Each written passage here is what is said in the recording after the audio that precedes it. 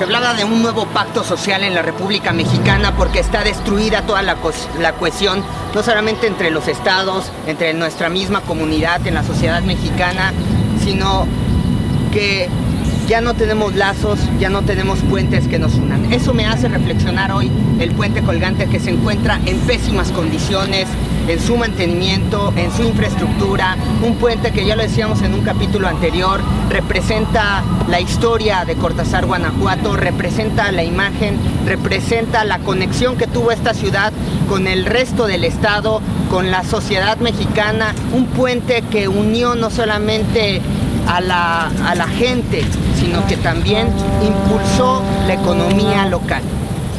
Este puente me hace reflexionar, como les acabo de decir en primera instancia, sobre cómo se está destruyendo, cómo se está desquebrajando, dañando, como este puente lo indica, lleno de baches, lleno de hoyos, lleno de grafitis.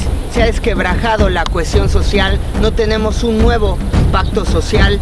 Este puente representa lo que está viviendo hoy México, una república que ya no tiende puentes para construir, que ya no tiende lazos para unir. Tenemos desunión, tenemos dispersión, ya no tenemos claridad hacia dónde vamos, ya no tenemos claridad para qué usar de forma bien habida el poder público que sirve para generar progreso en nuestra sociedad. México, un lugar donde ya no se tienden puentes para unir a las personas, donde ya no se tienden lazos para unir las economías, para fomentar el progreso y el desarrollo social, no solamente de nuestra cultura y de nuestra tradición, en nuestra propia sociedad, sino en el mundo.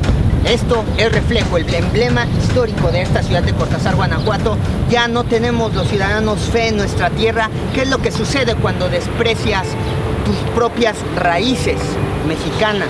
El emblema más importante de un lugar se encuentra en pésimas condiciones, se está desquebrajando también lo que sostenía antes a nuestra República Mexicana, los puentes, los lazos entre unos estados y otros. Ahora hay abismos. Unos estados tienen más pobreza que otros, unos estados son inmensamente ricos y otros son inmensamente pobres. Hay tres Méxicos, el del norte, el del sur y el del centro.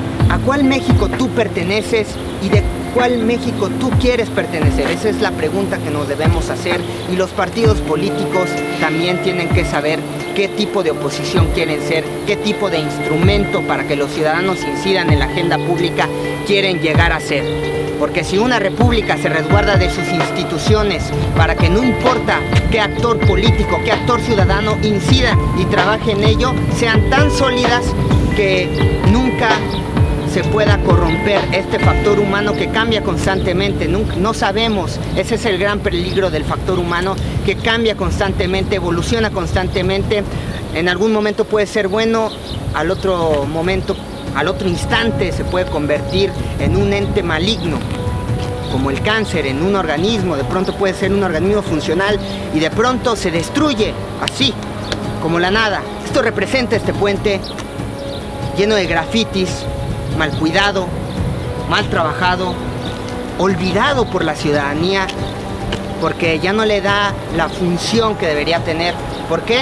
Porque era un emblema turístico, pero si lo queremos volver a llevar a ser como un ícono de esta ciudad, tenemos que trabajar, sobre todo las autoridades que tienen bajo su responsabilidad este monumento histórico. Ya lo decían varios diputados que trabajaron en una ley de reconstrucción, de recuperación de espacios públicos y del cuidado de monumentos históricos. ¿Qué se va a tener que hacer con todo este espacio para que se vuelva a recuperar y para que pueda tener valor público entre los ciudadanos cortazarenses?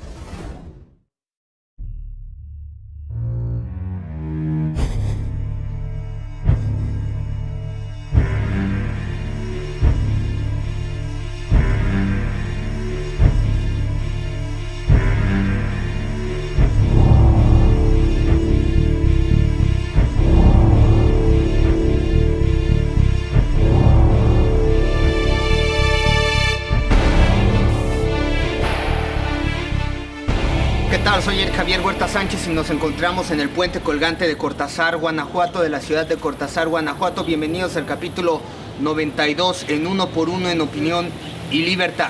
En este capítulo vamos a hablar sobre lo que viene en el Partido Revolucionario Institucional, el PRI, y sobre el caso de Manlio Fabio Beltrones, que busca la dirigencia nacional de este partido. También sobre la crisis del PRD y la posible renuncia de Carlos Navarrete. Esto y mucho más en capítulo 92. Comenzamos.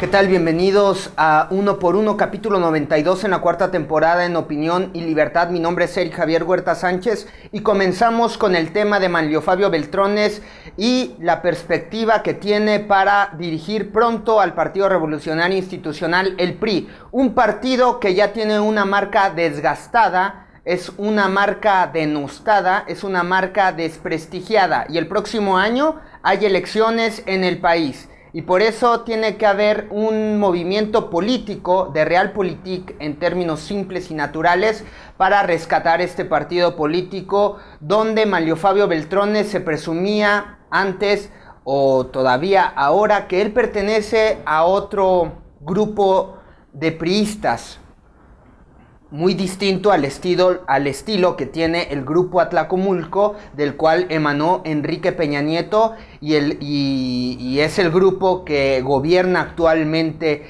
el país. Dicen que cuando tú te refieres al PRI, tienes que preguntarte de cuál PRI estamos hablando en realidad, porque hay muchos, hay distintos, son distintos gremios, distintas organizaciones, distintos grupos que forman parte de esta plataforma política y que están buscando hacerse del poder público. En este caso, Manlio Fabio Beltrones pertenece a una escuela, y también una escuela interesante, de un político que atravesó pues la era de los dinosaurios, que atravesó este PRI autoritario, que transitó al PRI democrático y que ahora ha venido a formar parte también de negociaciones con este grupo Atlacomulco, que ya no le quedó de otra al presidente Enrique Peña Nieto que para poder rescatar al PRI, tuvo que pedirle a Manlio Fabio Beltrones que se hagan cargo de la dirigencia para rescatar la marca en víspera de las siguientes elecciones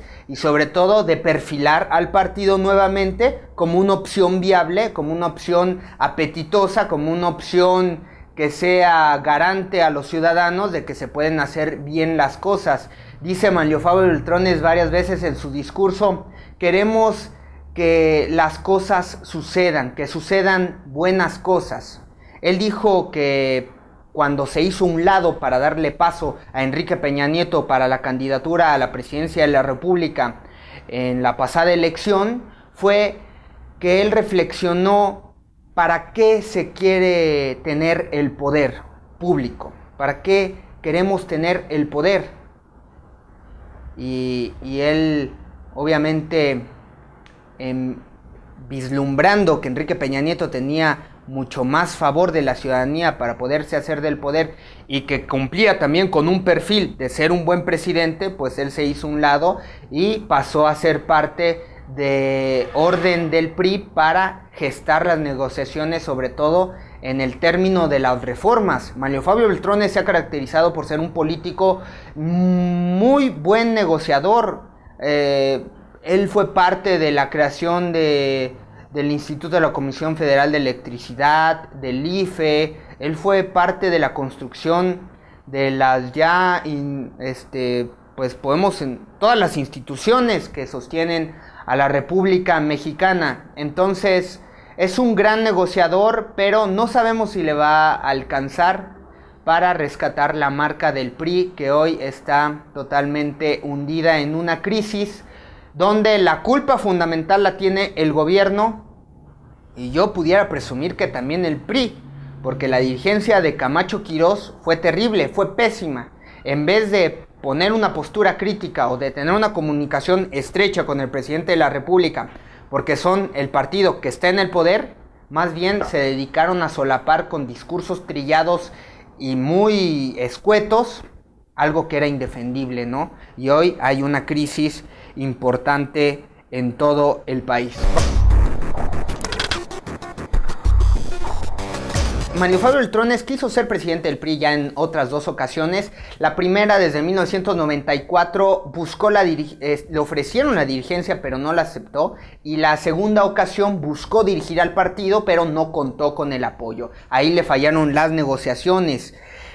Y su compañera de fórmula es Carolina Monroy del Mazo, la prima de Enrique Peña Nieto. Entonces, hicieron a un lado al grupo Atlacomulco, pero no lo hicieron a un lado del todo, absolutamente. Porque una llegada al presidente de la República va en fórmula con Mario Fabio Beltrones para dirigir al PRI. Dijo Monroy del Mazo que ella sola ha construido esta carrera dentro del PRI con sus 25 años de carrera política, ¿no?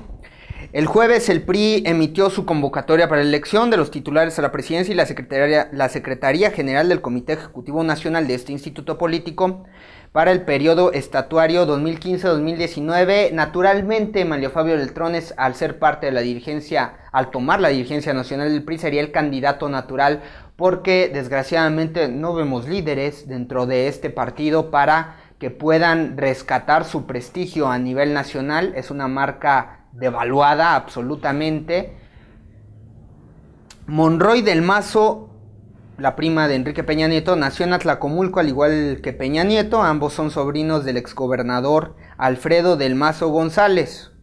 Que bueno, también si tenemos oportunidad les vamos a presentar un clip donde todos los parientes, todas las grandes familias enquistadas en el poder se siguen repartiendo el poder público, se siguen repartiendo los puestos de mayor relevancia sin alcanzar ciertos méritos. Y eso nos habla de seguir estando en una República Mexicana donde no hay meritocracia, donde todo está maquillado. Lanzan una convocatoria, tú envías tu perfil, envías tu currículum con todos los méritos donde te esforzaste por cumplir en tus estudios académicos a nivel profesional, y eso no vale.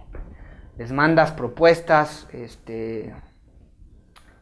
concretas, aterrizables, con lógica, con inspiración, y no valen nada. Siguen haciendo un esquema de dádivas para sus allegados, y es lamentable, porque eso ha generado que ya no tengamos credibilidad y fe en las instituciones. Uno de los 3 hijos de Monroy del Mazo se llama, al igual que su esposo, Ernesto Nemer Monroy, y él va a ser regidor en el municipio de Metepec. Desgraciadamente, si el PRI sigue con este tipo de acciones, de dádivas, de compadrazgos, de capitalismo de cuates, van a seguir siendo una marca devaluada por más discursos y por más mezquindad que hagan en el uso de la palabra, porque están pervirtiendo el recurso del discurso para generar inspiración, para generar grandes acciones en favor del progreso nacional.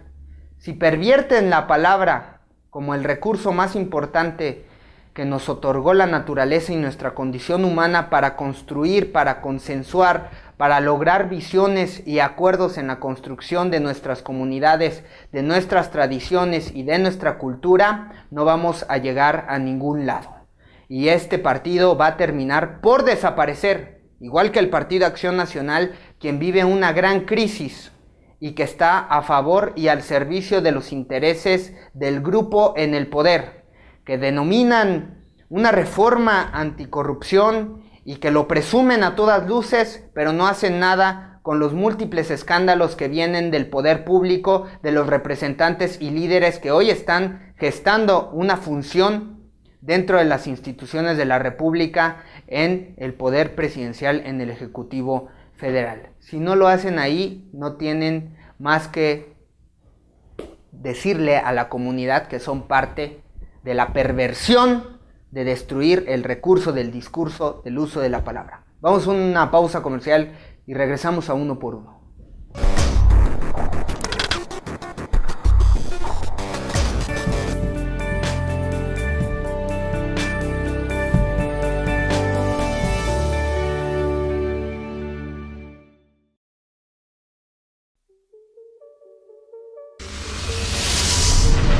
Ya regresamos a Uno por Uno.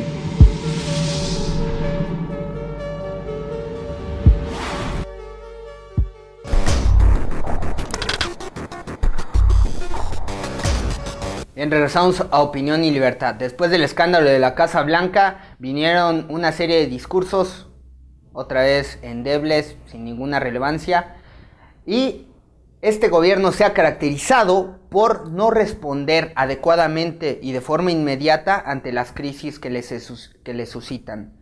O reculan, o se tardan, o fallan, pero este gobierno no ha sabido lidiar con los problemas del país, y más cuando se trata de señalamientos muy delicados sobre el ejercicio del poder. La Casa Blanca de Enrique Peña Nieto. No supieron qué hacer, gestaron un video casero en terribles condiciones donde lanzaron a la primera dama Angélica Rivera ante los medios de comunicación de una forma poco cuidadosa. El asesor de imagen, el de relaciones públicas, no sé qué está haciendo ahí, los debieron haber despedido. Cuidaron muy mal la imagen de Angélica Rivera y desde ahí se vino para abajo. Dio un informe y trató a los mexicanos con un discurso muy poco cuidadoso sobre la posición en la que ella se encontraba, y de ahí vinieron múltiples escándalos sobre los recursos públicos, sobre los gastos totalmente abrumadores que hacen pues en el beneficio personal, ¿no? En la compra de vestidos, en sus viajes ostentosos, en sus comidas, etcétera, etcétera. Y de ahí vino una bandera del Partido Acción Nacional sobre gestar una reforma anticorrupción, pero no hicieron nada en este tema. Más bien dejaron que el propio presidente Enrique Peña Nieto pusiera a uno de sus amigos y allegados, Virgilio Andrade, a investigar este caso. Pero bueno, si a todas luces está revelado que sí le hicieron una compra al contratista del gobierno, a Grupo IGA, a una casa que se las dejó con una tasa de interés preferencial, no para todos los mexicanos, no, una tasa para beneficio del presidente y su familia, y le dio una casa en condiciones pues muy ostentosas que no empatan con el sueldo de Angélica Rivera y del propio presidente para poder subsanar el gasto en esa compra. Entonces pues era obviamente un regalo del contratista para que le siguieran dando grandes obras donde pues él se iba a beneficiar con el recurso público. Entonces pues eso te hablaba de que no había una licitación equitativa, y el propio gobierno pues no gesta un escenario de equidad para la competencia entre las constructoras que hay en el país o internacionales. Pero el asunto es que gane el mejor proyecto para beneficio de la comunidad, el mejor proyecto para que hagan de la infraestructura, en este caso que le dan a Grupo IGA, pues que sea de primera calidad, que sea para beneficio de todos los ciudadanos. Angélica Rivera aún no ha vendido, como prometió en su momento en el video, la residencia. Lo prometió en noviembre y no la ha vendido. Y dicen que no la va a vender hasta que la función pública no presente su conclusión. Y yo me pregunto, ¿se tiene que tardar tanto Virgilio Andrade en desmantelar, en aclarar este asunto? Lo tenía muy claro Angélica Rivera cuando presentó su video, ¿no? Cuando se presentó ante las cámaras, dijo que conoció a este cuate, que ha ganado mucho dinero en Televisa y que eso le dio para comprar su casa. Entonces, si lo tenía tan claro Angélica Rivera, que se lo quiso esclarecer, aclarar a los mexicanos, ¿por qué Virgilio Andrade se tarda tanto tiempo en discernir si esto estuvo bien o estuvo mal? Hace 2 semanas el secretario de la Función Pública dijo, Virgilio Andrade prometió que la resolución en torno a este caso sería presentada en breve. El punto de acuerdo aprobado el miércoles tiene por objeto que la Secretaría de la Función Pública informe sobre el estado de la investigación sobre vínculos y conflictos de interés entre el Grupo IGA y el gobierno federal. Y el Congreso de la Unión solicitó de forma respetuosa a la Función Pública que en un tiempo no mayor a 15 días naturales remitan a la soberanía un informe detallado sobre el estado que guardan las investigaciones en torno a los posibles vínculos y conflictos de interés entre el Grupo IGA y el gobierno federal. ¿Dónde está el Partido Acción Nacional con su reforma anticorrupción? ¿Dónde está Ricardo Anaya esclareciendo este tema? ¿Dónde está Gustavo Madero esclareciendo este tema? ¿Dónde está el propio Silvano Aureoles, que ya le dieron la gubernatura de Michoacán y que él, como presidente en la Cámara de Diputados, evitó que se discutiera entre los diputados, entre los representantes de la población mexicana, este tema de conflicto de interés? Los argumentos dados por los legisladores al realizar esta solicitud a la función pública, quiero enumerárselos, son los siguientes. El combate a la corrupción es un elemento indispensable para el buen desarrollo y fortalecimiento de la democracia. En el caso en que la corrupción permeara la estructura institucional, se estaría en peligro la sociedad mexicana y los más vulnerables. Número 2. Es coincidencia que en la presente administración los priistas han encontrado ofertas inigualables en la adquisición de vivienda. Tal es el caso de la Casa Blanca del Ejecutivo Federal o de la Casa de Malinalco de Luis Videgaray. Desde el pasado 3 de febrero, Virgilio Andrade asumió la titularidad de la Secretaría de la Función Pública, la SFP, y desde entonces no ha reportado los avances de la investigación. ¿Por qué? No lo sabemos, pero bueno, ya los legisladores emitieron un comunicado donde ya están exigiendo resultados, ya están exigiendo que se les dé un informe detallado sobre la investigación en este tema, ya no de una casa, sino de varias, las Lomas, la de Ixtapan, la de Manilalco, etcétera. Vamos a una pausa comercial y ya regresamos a Opinión y Libertad.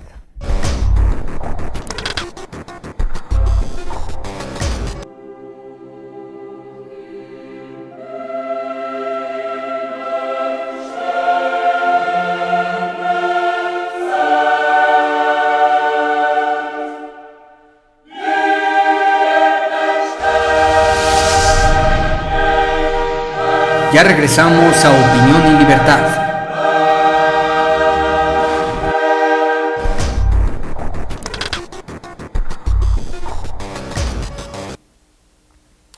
Bien, hay un desprestigio en todas las instituciones políticas, en los partidos políticos, que deben de estar al servicio de la comunidad, deben estar al servicio de los ciudadanos. Pero las instituciones que fomentan, que sustentan una república, porque la república se constituye de instituciones. Eso vino a ser el Partido Revolucionario Institucional y eso venía presumiendo. Este país se construyó bajo las instituciones que creó el PRI. Sí, ok, pero era una visión que teníamos y un consenso nacional de construir una república. Por eso se gestó también la Revolución Mexicana, para evitar las dictaduras, para evitar el capitalismo de cuates, para evitar una burguesía que se estaba quedando, una burguesía pequeña, porque sí necesitamos una burguesía, pero una burguesía tan minúscula que era prácticamente una nueva forma de hacer monarquía. Entonces vino la Revolución Mexicana y la visión era crear un pacto nacional para gestar una república mexicana. Y de ahí se creó el PRI. Pero vinieron los compadrazgos, vinieron las equivocaciones garrafales de aquellos que también se obsesionaron con el poder, como en su momento Álvaro Obregón, que hasta lo tuvieron que asesinar porque ya se quería perpetuar en el poder. Después de que hubo una lucha por destituir a Porfirio Díaz, vinieron este tipo de casos, ¿no? O el de Plutarco Elías Calles con el Maximato, donde ya ponía a sus peones, a sus títeres, para que él siguiera comandando, y vino Lázaro Cárdenas y lo corrió del país. Le dijo, te me vas, compadre. Y Lázaro Cárdenas sí dio paso a que hubiera una democracia.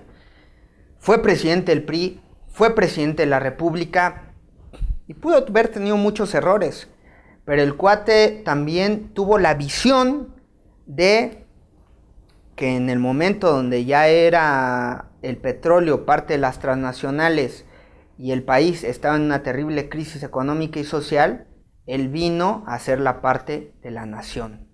Él vino a darle ese movimiento a todo México para gestar el progreso que necesitaba el país, y así creó el Instituto Politécnico Nacional, le dio fuerza, creó los ingenieros que necesitaban el Estado, y así movió a México de forma que, o sea, no lo pueden debatir. Era un momento importante para la República Mexicana. Y luego vinieron otros presidentes que vinieron a hacer perversiones en el ejercicio del poder, como el que pudo haber tenido Plutarco Elías Calles, ¿no? Hicieron grandes peleas por el campo, por la educación. Sí, ok. Pero el problema es la obsesión con el poder, la obsesión con enquistarse en una silla para seguir teniendo pues, los grandes favores que te da estar en la jerarquía de la sociedad, ¿no? Buenos tratos, acceso a todo lugar que tú quieras. Y vino este tipo de esquema autoritario. Hasta, bueno, ya no me voy a ir más allá de hacer un recuento de la historia, hasta el punto donde ya perdieron totalmente la credibilidad los partidos políticos en la ciudadanía. Pero al punto que yo iba es que estas instituciones que se crearon para resguardar una república es que el propio ejercicio y la función de las instituciones es que son estructuras sólidas, que tienen un marco normativo de hacer las cosas, que tienen un protocolo de hacer las cosas, que son contrapesos para llevar a cabo el ejercicio del poder. Está el Parlamento, donde se discuten los temas nacionales, donde se legislan las leyes que va a venir a aplicar el Ejecutivo Federal, y así está también pues la parte judicial, el Poder Judicial, que se va a encargar que estos dos ejerzan el poder de forma adecuada y que los problemas entre la sociedad para las libertades económicas sean llevadas adecuadamente dentro de los marcos de la ley, que es no pervertir el derecho del otro a ejercer sus libertades. Propiamente es eso. Entonces, la institución es la institución independientemente del líder que esté ahí, de los actores ciudadanos que se encuentren ahí laborando. Porque si el factor humano, lo decía en un principio en este programa, es un factor voluble, es un factor cambiante constantemente, es un factor como lo representa muy bien el personaje de Walter White en Breaking Bad. Vean cómo este personaje era un ente bueno y se fue transformando en una entidad oscura, en alguien que ya no vislumbraba más allá del bien ni el mal y comenzó a hacer prácticamente atrocidades ya por un fin económico, que era acaparar dinero, acaparar poder. Ya ni siquiera era luego el aspecto de hacerse del dinero, porque por eso incide Walter White en ese mundo oscuro del narcotráfico, sino que era ya en cierto momento hacerse del poder, ser alguien que era muy relevante, que causaba liderazgo, que causaba un liderazgo oscuro, obviamente. Entonces, este tipo de ejemplo que les estoy poniendo, que es el de la serie de Breaking Bad, con el personaje de Walter White, magistralmente interpretado por Bryan Cranston, nos quiere decir que los actores ciudadanos, los actores políticos, cuando inciden en el ejercicio del poder, pues pueden cambiar, pueden hacer este tipo de actitudes o de acciones de corrupción, pero no van a venir a mermarlo, porque la institución de la república es más fuerte. La institución, el aparato gubernamental opera y va a venir un ejercicio de justicia. Sin embargo, no han funcionado. Las instituciones que creó el PRI, que presumen haberlas hecho, sí, las crearon, pero las crearon también dándole paso a gestar la corrupción. Y no son instituciones propiamente, porque los actores que incidieron se corrompieron y siguieron estando laborando ahí. Y ahora vienen nuevas iniciativas por parte, del Partido Acción Nacional, de crear un sistema nacional anticorrupción. Pero es un discurso escueto, es una reforma también que no sabríamos qué pensar si va a funcionar, porque guardaron silencio en el caso de corrupción del ejercicio del poder de los secretarios del Estado y del Ejecutivo Federal. Entonces, si los propios militantes, los propios actores que abanderan esta causa no están luchando o no pugnan por gestar un acto, un escenario de justicia, pues ¿qué podemos esperar? Va a ser una institución más que se va a pervertir, porque el gobierno se ha encargado de desdibujar, de borrar por completo la línea que separa al bien y el mal, porque el Estado mexicano debe estar del lado de la lucha por las causas nobles y las causas buenas. Así han estado en crisis todos los partidos políticos, el PRI, el PRAN, marcas desvalorizadas, marcas que ya no tienen la confianza de los ciudadanos, y de ahí emergen nuevos partidos políticos que le quieren prometer a la ciudadanía que ellos sí van a ser buenos, que ellos sí van a ser instituciones, partidos políticos al servicio de los intereses de los ciudadanos, y por eso se pusieron de moda los independientes, justamente porque dijeron: yo no voy a ser parte de las instituciones que están pervertidas por la corrupción, por la mezquindad. Yo voy a ser independiente, yo voy a ser alguien como tú, realmente, que no forma parte del Estado mexicano, pero que sí va a venir a actuar en representación de tus intereses, ¿no? El PRD está en esa crisis y por eso Carlos Navarrete ha puesto sobre la mesa ya su renuncia, que eso me parece que vale también de su parte, porque otros actores, como el caso de Gustavo Madero, pierde como nunca en el Partido Acción Nacional, hace perder al Partido Acción Nacional con estas medidas y se quiere seguir enquistando en el poder y le echa la culpa al Pacto por México, ¿no? Por haber sido una oposición responsable, pero no le echa la culpa a sus escándalos de moches, a sus escándalos de malos liderazgos, de corrupción, donde guardó silencio ominoso y donde el propio Ricardo Anaya se deslinda por completo de la fórmula de Gustavo Madero cuando él fue secretario del partido, cuando él fue parte del gran deterioro que sufre el Partido Acción Nacional. Bueno, Carlos Navarrete creo que sí les pone un ejemplo y les dice: ahí está mi renuncia, creo que me tengo que hacer a un lado para rescatar este partido, para que vuelva a recuperar la confianza en los ciudadanos. Carlos Navarrete, que tampoco es un mal político, ha venido haciendo las cosas más o menos bien, pero se le cayó todo. Tomó en una coyuntura muy difícil, donde las marcas de los partidos políticos se fueron hasta el abismo y le renunciaron prácticamente todos los líderes que acarreaban votos a ese partido. No solamente se tiene que hacer un lado Carlos Navarrete, se tiene que hacer un lado el grupo que representa, que es Jesús Zambrano y Jesús Ortega. Vamos a una pausa comercial y ya regresamos a Opinión y Libertad.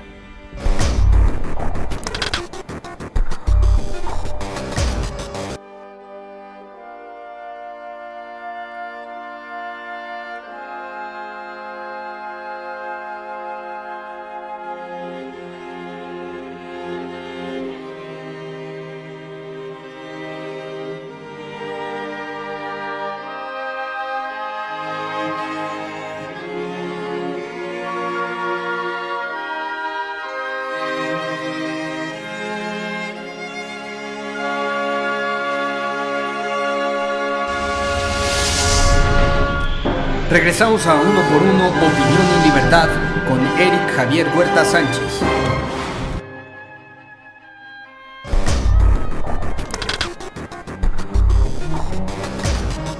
Bien, regresamos a Opinión y Libertad. Gracias por continuar sintonizándonos. Hablábamos de Carlos Navarrete, la crisis de los partidos políticos. Carlos Navarrete puso la renuncia en la mesa, estamos platicando sobre eso, y dijo: renovarse o morir. Esa es la consigna. Esa es la consigna que deben tener todos los partidos políticos si quieren rescatarse, si quieren rescatar estas instituciones que juegan en el escenario democrático, en el escenario de una república. El Partido Acción Nacional tiene que renovarse, tiene que apostarle a otro proyecto, fuera del que les causó este fracaso, fuera del que ha venido mermando y que sigue encumbrando actores corruptos. El PRI tiene que hacer lo mismo, tiene que deslindarse del partido que ha gestado múltiples casos de corrupción. Y los jóvenes que militan en las instancias partidistas deben ser rebeldes, deben rebelarse ante los casos de corrupción, deben ser entes que sí luchen por la justicia, por la victoria de lo que nos puede ennoblecer como seres humanos. No deben justificarse. Me da mucha pena cuando veo a jóvenes que se venden en estos discursos escuetos, cuando ellos saben en sus adentros que el partido político en el cual están militando está desprestigiado completamente. Tienen que hacer una propuesta, tienen que decir: no estoy de acuerdo con este señor que es un corrupto, no estoy de acuerdo en que el líder emanado de mi partido, que está en una función pública, sea un corrupto. Así tienen que hablar con valentía, con honor, apegados a derecho, y no decir: no ataquen a los partidos políticos, no ataquen a mi partido, porque es mi partido y nada más, porque no le cumple a los ciudadanos, porque más bien representa los intereses de un Estado corrupto, solamente se asemejan y se esconden en esa sombra de la corrupción. Me da lástima que los jóvenes, muchos que están militando en un partido político, quieran igualar a estos tipos mezquinos que pervierten el uso de la palabra, que pervierten el acto de la política. ¿Qué es la política? La política no es aquello que les enseñaron en las aulas académicas, ni la política es eso que están viendo a veces dentro de los discursos maquillados que venden una república que no existe. La política, decía un escritor, es una guerra callada y despiadada. Sustraerse de la política para un político es un suicidio. Por eso tú, que perdiste, que formabas parte de un partido político y que el mismo propio partido te traicionó, no te debes dar por vencido. Debes seguir gestando. El debate de las ideas continúa. El debate de la política continúa. La lucha por la política nunca cesa. No se pueden desaparecer así nada más. Ni tampoco pervertir el acto de la política, de ser político en ciertos momentos y después, cuando estoy en mi intimidad o cuando estoy fuera de cámaras, no soy político. La política es constante. La política es a dónde vas, cómo convives. La política es el arte de socializar, de asociar a los hombres, de consensuar, de ser amigable, de saber que todos somos parte de un mismo territorio y no que somos parte de gremios y que entonces vamos a venir a perjudicar una carrera por el dinero. La política es estar en el momento presente. Es que saber que si perdí, voy a salir nuevamente a luchar y a decir que mi causa es justa y noble, y si no lo puedo lograr vender, si no lo puedo negociar para que se lleve a cabo, me voy a hacer parte de un equipo de trabajo que luche por las causas de las cuales yo estoy de acuerdo. La política real es dura, la política es sucia, desalmada, implacable, por eso no cualquiera se puede inmiscuir, no cualquiera puede ser un actor en el ejercicio de la política. Muchos, quieren ser parte de eso, pero ¿cómo? ¿Bajo qué concepto? ¿Bajo qué capacidad? La política, desgraciadamente, ha pervertido todo y ha pervertido el ejercicio del periodismo, con el asesinato de Rubén Espinosa y 3 periodistas más que se fueron a resguardar al Distrito Federal en la colonia Narvarte, fueron torturados, hallados, asesinados, y nadie da la cara y nadie esclarece los hechos. El Distrito Federal se había caracterizado por ser una ciudad neutra donde sí se podía ejercer el periodismo y esos eran grandes avances, pero ahora lo ha alcanzado el narcotráfico, lo han alcanzado las amenazas.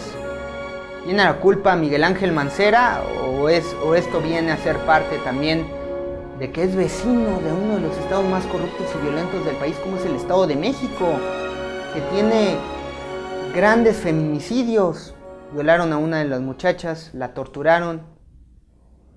Acuérdense también del asesinato, de la masacre de estas niñas que están en un campamento en el Estado de México. Y los mexicanos se preguntan qué sigue en todo este deterioro social y político. ¿Qué sigue después de la fuga del Chapo Guzmán? ¿Qué sigue después de la devaluación del peso? Millones de mexicanos nos preguntamos qué es ahora lo que van a hacer estos actores que pervierten el ejercicio del poder, donde se la pasan mintiendo, donde ejercen el miedo, donde son cínicos, porque después de que se evidenció que hacían un mal uso de los recursos públicos, vienen y ahora nos dicen que todo está en orden, que hay finanzas sanas, que el país está de maravilla, que hay empleos, que no hay pobreza. El deterioro del país no es culpa del actual gobierno, no es culpa tampoco de un líder, es culpa de varios gremios, de varios grupos de ciudadanos, es el resultado del autoritarismo y de esta cultura de la mentira de lo que ya había mencionado antes, de que varios jóvenes quieren ser políticos porque la política la conciben como el arte de ser cínico, de ser un tipo sinvergüenza que hace uso de los recursos públicos para su beneficio, pero de forma mezquina. O sea, ven el ejercicio del poder de la política como el arte de ir y mentirle al otro. Y por eso nuestro país está así. Hoy los ciudadanos no confían en su gobierno. Hoy los ciudadanos no le dan fe ni apuestan al gobierno, cuando los norteamericanos sí lo hacen. Y cuando incluso muchos países de Sudamérica siguen confiando en su gobierno. En México no hay credibilidad y confianza. Y cuando no tienes el apoyo del pueblo, cuando no tienes la confianza de los ciudadanos que te dieron credibilidad, que te dieron una apuesta de fe en un momento determinado, no tienes legitimidad en el ejercicio del poder. Por eso, ¿cómo puede pensar Enrique Peña Nieto con cifras maquilladas? ¿Cómo puede pensar no solamente él, sino el Ejecutivo Federal, sus secretarios, los secretarios de Estado y los propios diputados, los propios miembros, los congresistas, los miembros del Parlamento, cómo pueden pensar que tienen legitimidad en el ejercicio del poder cuando nadie les da una apuesta de fe, cuando ya nadie les cree que están trabajando por los intereses de la ciudadanía? Fíjense que se devaluó en términos porcentuales 23% entre el mes de diciembre del 2012 y julio del 2015. Se devaluó 23% el peso mexicano. Y no ha habido un debate acerca de cómo hacer un buen manejo de la economía, solamente se tapan y se escudan en que hay una crisis mundial y que eso nos ha venido a repercutir en el problema del progreso económico. Había un boom de la industria automotriz en México y sobre todo en Guanajuato con estos clústeres, ¿no? De las armadoras que vinieron aquí a Guanajuato, y ya la gente no compra carros porque hay una gran crisis, se detuvo y hay una crisis en la industria automotriz. Y sin embargo los propios diputados, el ejecutivo, no han abierto las puertas para gestar un escenario de debate, de opinión sobre qué hacer en el tema económico. ¿Qué es lo que tenemos que hacer? El análisis llegó a decir Manlio Fabio Beltrones que México era un país sobrediagnosticado. Pero eso es mentira, porque él dijo y se hizo un lado para darle paso a Enrique Peña Nieto en el ejercicio del poder y trabajar en las reformas. Sabían qué tenían que hacer con el poder. Decía él que el país era sobrediagnosticado, entonces saben qué hacer, pero han venido a retroceder en materia de derechos humanos, en materia de progreso económico, en materia de libertades humanas, el ejercicio del periodismo. No puede haber una república sin el ejercicio natural del periodismo, que es decirle a la población, como lo estamos haciendo ahorita, cómo funciona el mundo, qué es lo que está pasando, qué sucede con los actores políticos, con la propia política, con el ejercicio del poder, con las dinámicas entre los sectores ciudadanos, entre las organizaciones no gubernamentales, entre el deterioro de nuestros monumentos históricos, etcétera, etcétera. No saben qué hacer si es un país sobrediagnosticado. Pues creo que lo entendieron muy mal, su diagnóstico estaba completamente erróneo. La pregunta es, ¿cómo tenemos que llevar para arriba al país? Muchos especialistas y políticos han dicho que necesitamos implementar una economía mixta. ¿Qué quiere decir eso? Que pasamos de este escenario donde el Estado acaparaba toda la economía, todo el sector, a un escenario donde le dabas oportunidad al empresario, al ciudadano, de que tuviera libertad de ejercer en un sector donde el propio Estado lo podría hacer, ¿no? Entonces, el Estado puede garantizar ciertos servicios, pero también va a competir contra una iniciativa privada. Lo va a hacer también el Estado para generar equidad, para que una base social que estaba rezagada tenga servicios básicos también a menor costo, o también bajo la premisa de que vamos a desarrollar ciertas comunidades que se quedaron sustraídas o se quedaron rezagadas dentro del desarrollo, porque les hablaba, tenemos 3 Méxicos. Hay un México muy distinto que está al norte, hay un México muy distinto que está en el centro, hay un México muy distinto que está en el sur del país. El tema del progreso económico en la economía mixta entonces era darle libertades a los ciudadanos de que incidieran en la parte de las industrias. Pero no ha sucedido eso. ¿Y saben por qué? Porque el Estado mexicano quiso implementar eso, pero bajo un esquema de capitalismo de cuates donde fomentan el monopolio, donde fomentan una economía oligopolizada, donde fomentan el nepotismo, como lo estamos viendo en las instituciones públicas, en los partidos políticos. Nadie hace nada con el tema de Telmex, nadie hace nada con el tema de Televisa, que lo nombran que es un actor preponderante, un actor económico preponderante en el ejercicio del medio de comunicación, pero no en servicios, donde son dueños de múltiples redes de fibra óptica, donde son dueños de todas las tiendas de los grandes centros comerciales a donde ustedes, la clase media, van a consumir. Ahí no le llaman como un actor económico preponderante. Entonces tienen que asumir dentro de la legislación que también el dueño, pues en varios servicios del país, pues es un actor económico preponderante, no solamente en sector, sino en servicios. Que se acaben los monopolios, que se acabe la economía oligopolizada, este capitalismo de cuates de lo que mucho habla Denise Dresser, y de esta forma esa es la conclusión a la que llegamos. Espero que haya sido de tu interés y que haya sido benéfico para la reflexión sobre el acontecer cotidiano y sobre nuestro quehacer de todos los días, que es para resguardar las libertades humanas, que eso garantizan la paz social, para que la economía fluya, para que las libertades sean un hecho y no solamente un ideal, como ha pasado mucho en este territorio nacional, en este México. Y sobre todo para la conciencia y la reflexión de los jóvenes, sobre todo los que están interesados en política, que si perdiste, pues no hay que agachar la cabeza, hay que saber levantarse, hay que saber seguir luchando por nuestros ideales, por nuestras utopías y sobre todo por el México que queremos. Sobre todo para que se tenga un ejercicio del poder noble y honorable. Mi nombre es Eric Javier Huerta Sánchez y espero verte pronto. Hasta luego.